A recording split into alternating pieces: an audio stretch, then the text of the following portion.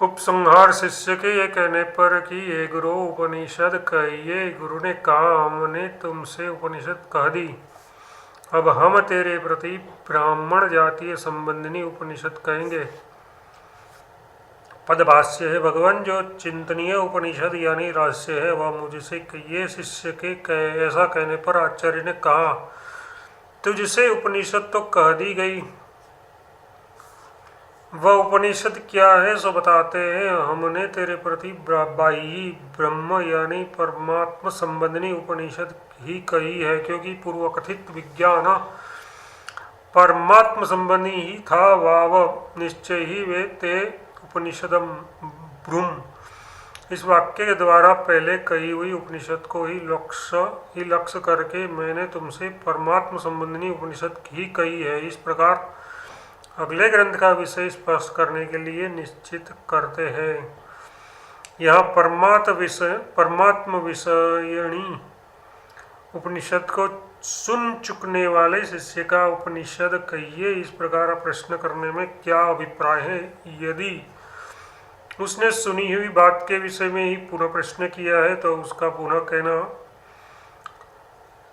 पिष्ट पेषण मतलब पीसे हुए को पीसने के समान निरर्थक ही है। और यदि पहले कही हुई उपनिषद अपूर्ण असंपूर्ण होती तो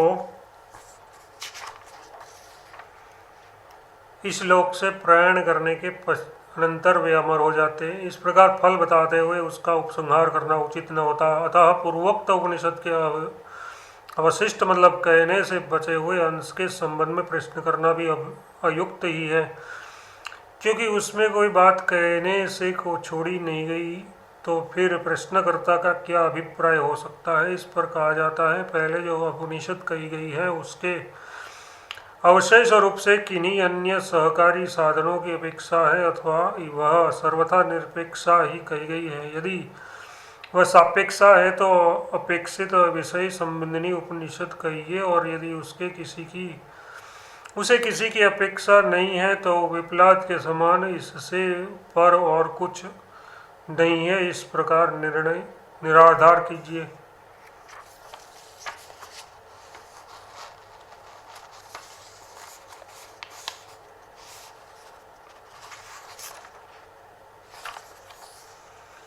ये शिष्य के प्रश्न का अभिप्राय है। अतः आचार्य का तुझसे उपनिषद कह दी गई, ये अवसाधारण वाक्य ठीक ही है। शंका, ये असाधारण वाक्य नहीं हो सकता, क्योंकि तत्से तपो दमः इत्यादि आगामी वाक्य द्वारा कुछ और कहने योग्य बात कही गई है। समाधान, ठीक है, आचार्य ने एक दूसरे कथनीय विषय को तो कहा है, तथापि उसे पूर्वोक्त उपनिषद के अवशेष रूप अथवा अन्य सहकारी साधारण रूप से नहीं कहा, बल्कि ब्रह्म विद्या की प्राप्ति के उपाय बतलाने के ही अभिप्राय से कहा है। क्योंकि मंत्र में वेद और उनके अंगों के साथ तप आदि का पाठ करके उनसे इनकी समानता प्रकट की गई है, क्योंकि वेद और शिक्षादि वेदांग ब्रह्म विद्या के साक्षात विशेषभूत अथवा उसके सहकारी साधन नहीं हो सकते। अतः इससे इनके साथ पाठ होने से तप आदि भी विद्या के अंग या साधन सिद्ध नहीं होते। शंका, किंतु वेदांतों के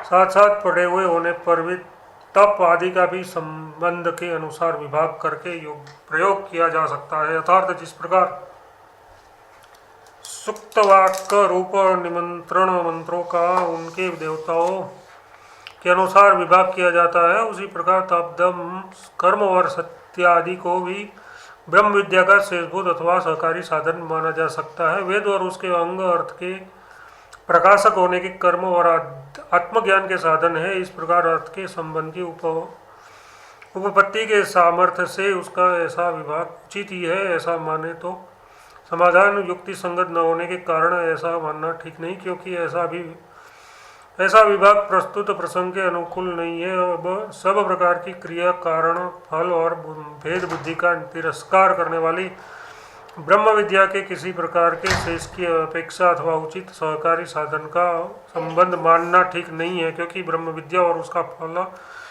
निश्रेय है। ये सब प्रकार के विषयों से निवृत्त होकर प्रत्येगात्मरूप विषय में स्थिर होने वाले कहा भी है। मोक्ष की इच्छा करने वाले पुरुष